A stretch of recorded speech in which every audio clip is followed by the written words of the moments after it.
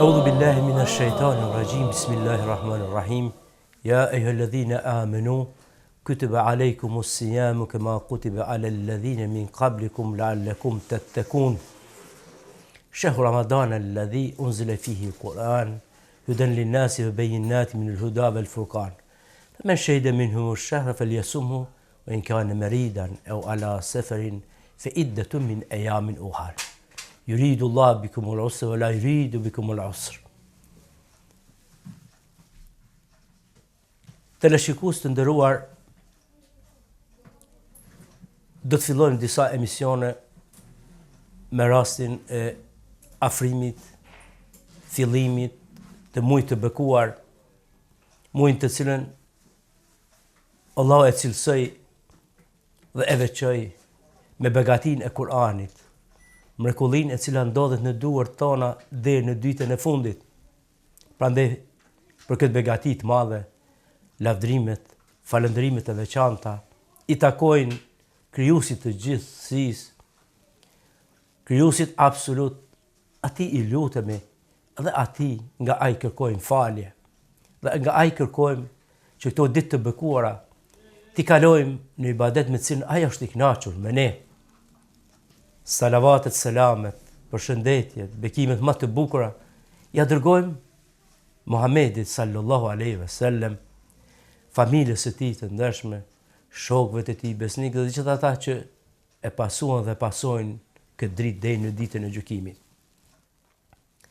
Ne para se të hyjmë në temë të lëshikues të nderuar,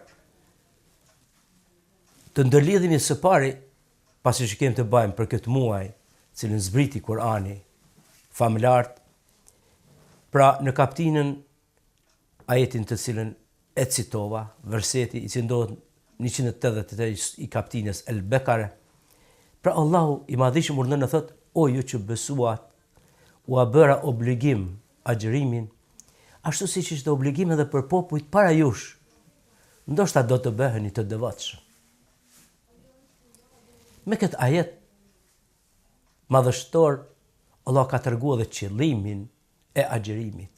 Pra qëllimi i agjërimit i këtij muaji e qenë ka devotshmëria apo dalja e shpirtit pra pa perdeve të devocionit.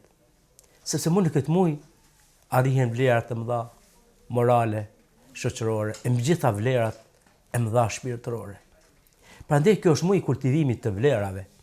Ky është muaj i arsimimit, muaj i edukimit, muaj ku arrihet baraspesha trupore dhe shpirtërore. Prandaj Allahu për ta cilësuar këtë muaj në versetin tjetër që citova përsëri thot: "Shahr Ramadan alladhi unzila fihi al-Quran." Muaji i Ramadanit është muaj në cilin zbriti fjala e Allahut, zbriti Kur'ani, që është sqaruesi i rrugës së drejtë, por edhe dallues i të vërtetës nga gënjeshtra. Prandaj ai i cili prezanton në këtë muaj, është dëshmitar në këtë muaj, është prezent, i shëndosh fizikisht dhe psikikisht, le të agjëroj. Por nëse është i smuar, le të agjëroj ditë numëruara më pastaj. Me agjërim Allahu dëshiron për ju lehtësim e jo vështirësi. Shumica njerëz mendojnë, sidomos tani kur jemi në ditët e nxehta, se vërtet agjërimi do të paraqet një lodhje, raskapitje, mendim, mundim i madh. Kanë mendim pra që do të jetë më të vërtet një sfidë e madhe. Por për besimtarin nuk ka sfidë, sepse Allahu i madhrishëm, i cili ka krijuar këtë qenie që quhet njeri, me 130 trilion qeliza që funksionojnë si një uzinë e përsosur, kurse cila e di rolin e vet, duke formuar indër dhe organe, dhe formojnë këtë qenie madhështore, që Allahu e cilësoi si delegues ti në tokë. Ai e diti më së miri çka nevojitet. Ai ditë që me këtë fisnikrohet trupi dhe shpirti. Dhe krahas për besimtarin nuk ka një problem, nuk paraqet andaj agjërimi, sepse po sa dëgjon thirrjen e Allahut, ja lidhen amenu, ai hap veshët, i hap syt, dhe më njëherë e pranon obligimin që ka ndaj gjithë krijuesit të tij. Prandaj duke u nisur nga kjo, mi po për disa tjetë të cilët ende se kanë kuptuar, erdhi shekulli 21, hulumtimet shkencore arritin kulminacionin. Klinika të shumta botërore vërtetuan rëndësinë e madhe në baraspeshën trupore, krahas asaj shpirtërore, të cilën e dim, krahas asaj pra që është arritja e mirësisë dhe devotshmërisë. Shumë shtetar botëror, shumë klinika botërore përpunuan me vite të tëra.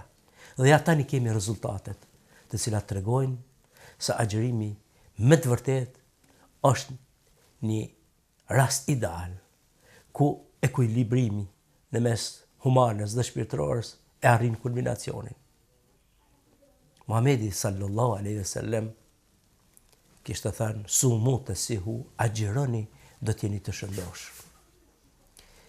Duke kujtuar këto hulumtime, duke filluar nga Dr. Norman, Dr. Gelb, Dr. Fromisan e shumë e tjerë, vërtetuan sot që agjërimi ka me të vërtet vlerë të madhe dhe ndryshon shumë procese biokimike, shumë procese që ndodhin në organizëm, ndikon në organet, në secilën qelizë. Dhe me një fjalë e quajtën, Dr. Lidin thot, agjërimi është një operator por pa brisk. Dr. Gelb i tij këshuar, thot me të vërtet agjërimi thot të njeriu arrin baraspeshën e plot të gjithë faktorëve reenzimatik. Dr. Norman nga Shtetet e Bashkuara të Amerikës, me hulumtimet e tija që i banin në njerëzit vullnetar, po ashtu dhe në klinikën në Casablanca, në Marok, në Francë, bile dhe në Tel Aviv, vërtetuan të njerëzit të shëndosh, të cilët të studiuan para agjërimit, ditën e parë, ditën e tretë, ditën e 10, ditën e 17, ditën e 27, ditën e fundit të agjërimit, si dhe një muaj pas agjërimit, edhe deri te rezultatet mahnitëse. Së pari ata vërtetuan që një prej elementeve shumë të rëndësishëm në organizëm, një mikroelement i quajtur magnezium, thot arrin veç ditën e tretë vlerat e larta në organizëm.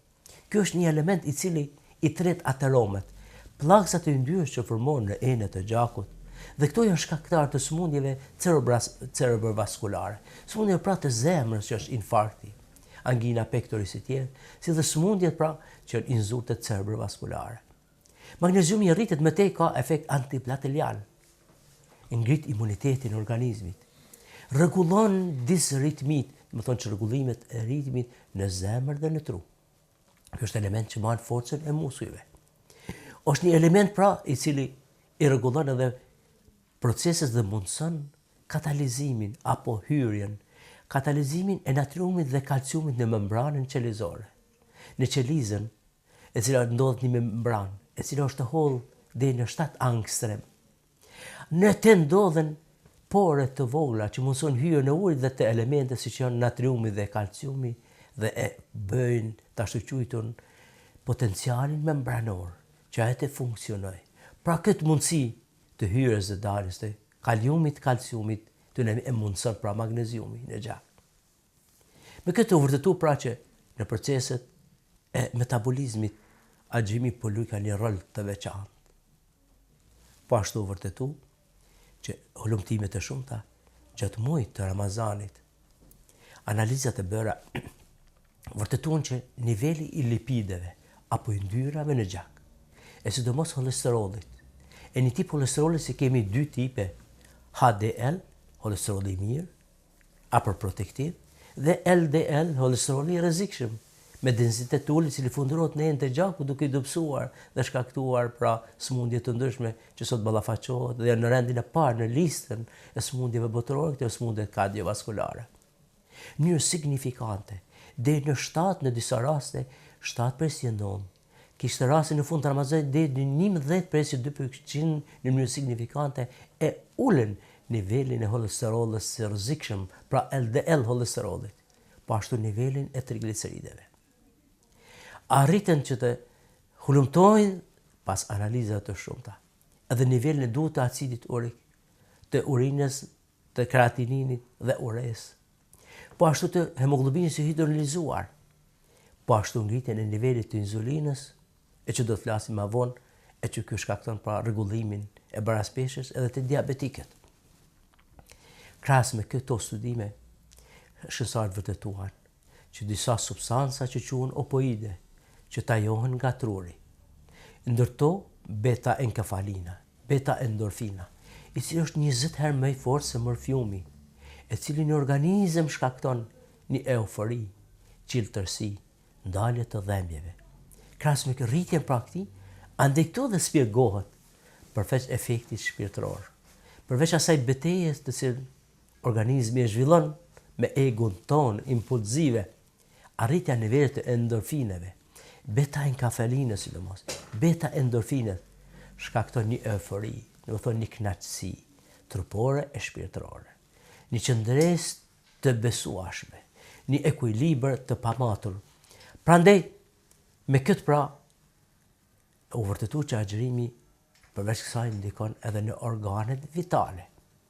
Për shembull, Dr. Schaumann vërteton që zemra e njohur si organi më vital gjatë ditës 14.000 herë rreh më pak. Nëse brenda muajit ajo rrah diku 428 herë më pak. Do thotë ne e kemi kursyer zemrën për 10 vite.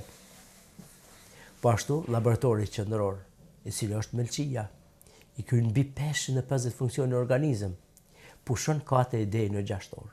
Ky organ punon gjatë gjithë vitit pa ndërprerje. Ja, agjërimi është rasti i volitshëm kur kjo pushon. Pushon edhe organet e zorëve por. Bakteriet të ndryshme që formohen duke mos marrë ushqim ato dalën si tilla, arrihet efekti detoksikues i organizmit, detoksikimet, helmet të ndryshme. Nëpërmes zorëve dhe venës sportet depërtojnë në sistemin nervor. Prandaj njëri gjatë vitit ndjejmë shqetësime të ndryshme, ankthje të ndryshme, depresione të ndryshme. Ja, agjërimi është i volitshëm që këto të menjanohen. Po ashtu agjërimi e ndikon në shqisën e të pamërit. Të gjitha shqitat janë më vigjilente. Hipofiza arrit tajimin e hormoneve anabolike. Eritropoeza, eritropoetina, është rritur kështu që rritet edhe numri i eritrociteve. Të gjitha këto pra, mund të themi me një studim kaq të fuqishëm që bën autorët të ndryshëm, vërtetuan që nuk ka organ, nuk ka qelizë, nuk ka proces biokimik cilën pra agjërimi nuk e ndikon në organizëm. Krahas me këtë, u vërtetu që agjërimi ka edhe ndikim shumë të fuqishëm edhe në erënin e tretjes. Lukthi qetësohet, qelizat parietale revitalizohen, proceset enzimatike të gjitha rregullohen. Prandaj është barë u vërtetu kohëve të fundit shumë efikas edhe të një smundje që quhet smundja e Alzheimerit. Një smundje që thot demencë, harresë që ka përfshi shumë botën sot, harresë e para koshër mendit. Dhe kjo ka fuqish, ka efekt të fuqishëm të astma bronkiale, të smundje alergjike, të smundjet e nyjeve artritike, që janë artrite të ndryshme, të gjitha këto ka pra efekt. Mi gjitha u vërtetu se ka për efekt të fuqishëm edhe në rregullimin e bioritmit të njeriu. Njeriu i ka qelizat afër 10.000 qeliza që ndodhen në hipotalamus, pas syve në pjesën e miasma optikorum. To qeliza e rregullojnë sistemin ton bioritmik dhe ne e dimë për shembull numrin e viteve. E bojmë dhe analizojmë, planifikojmë takime të ndryshme në orë të caktuar dhe ky sistem i bioritmit na është i bën pra prej fuqisë kognitive, fuqisë fizike dhe mendore. Secila prej tyre pra në këtë muaj, në këtë e arrin pra bioritmin e këtij sistemi. Prandaj edhe besimtarët musliman shumë shpejt adaptohen, duke falendëruar pra agjërimit edhe në lartësia atë mëdha dhe siç e dini, dhe me njerë kur hyjmë në Ramazan, me njerë duke thënë se gjithmonë është Ramazan. Po pas përfundimit të Ramazanit, përsëri me njëherë adaptohemi, sikur se nuk ka qenë asnjëherë Ramazan. Kjo do thotë që rregullon pra këtë orën bioritmike që Allahu i gjithfuqishëm e ka krijuar në trunin tonë. Gjithashtu agjërimi pra të rishikuesve të nderuar ndikon edhe në proceset e detoksifikimit të organizmit. Është një element shumë i fuqishëm anti-stres atmosfera Ramazanit, lutjet, namazet, dhikret, të gjitha këto bajnë që stresi të ulet në nivelin më të ulet. E stresi sot është shkak i smundjeve të ndryshme, kardiovaskulare, cerebrale, siç e dim, pra agjërimi që ka një ilaç antistresogen. Me tutje, agjerimi ndikon thashë edhe në revitalizimin e komplet gjithë proceseve enzimatike në organizëm. Ato të cilat e mbajnë funksionin e qelizave, ato të cilat e mbajnë vitalitetin e organizëm. Prandaj mund ta quajmë pra agjerimin një mjek, por pa thik, mjek shtëpiak i cili në shtëpitë tona dhe rregullon baraspeshën tonë trupore e shpirtërore. Mbi gjitha që ndën devotshmëria, to efektet që se kemi ne shëndetësore janë efekte sekundare, por të cilat sot shkenca e vërteton dhe ata të cilët ndoshta sot do pak dyshojnë ose mendojnë, koha e nxehtë, vap e madh, a thuhet ja fillojnë, le të fillojnë agjerimin, sepse me të vërtet pas saj do dilni me një fitore të madhe, fitore shpirtërore, por edhe trupore.